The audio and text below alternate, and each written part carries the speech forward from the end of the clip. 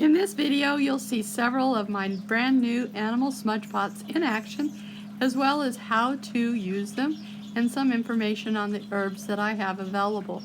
I hope you enjoy this presentation. Most of my animals are made from black stoneware to provide a very durable piece that you can use outside or indoors and wash. Today we're going to be using white sage in the demonstration of the smudge pots. First thing we need to do is make sure that the screen is in the base,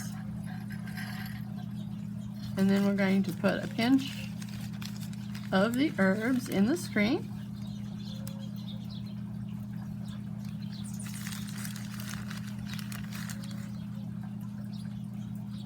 And depending upon how many herbs you put in the screen will depend on how long it will burn. I really recommend using a match, but since I don't have any, we're going to use a lighter.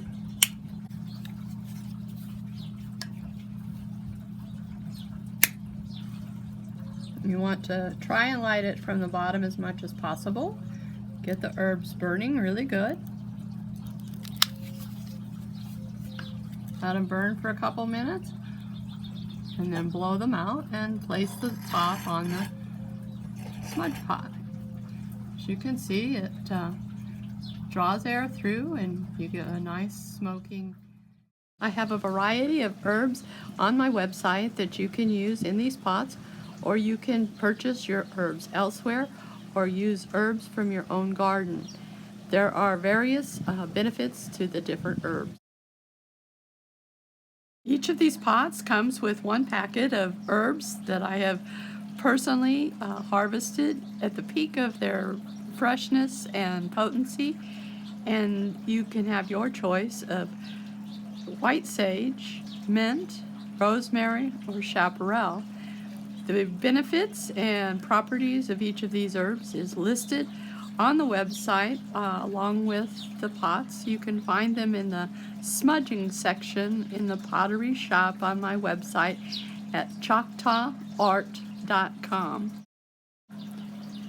Each of the animals comes with a certificate telling about the animal and a little bit about how it was made.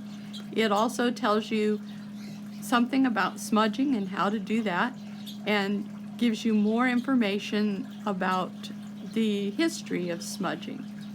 I hope you will enjoy, and that you will find one of these animals finds a way into your heart and your home. Again, you can find these animals in the smudging section on the pottery shop at choctawart.com. Thank you.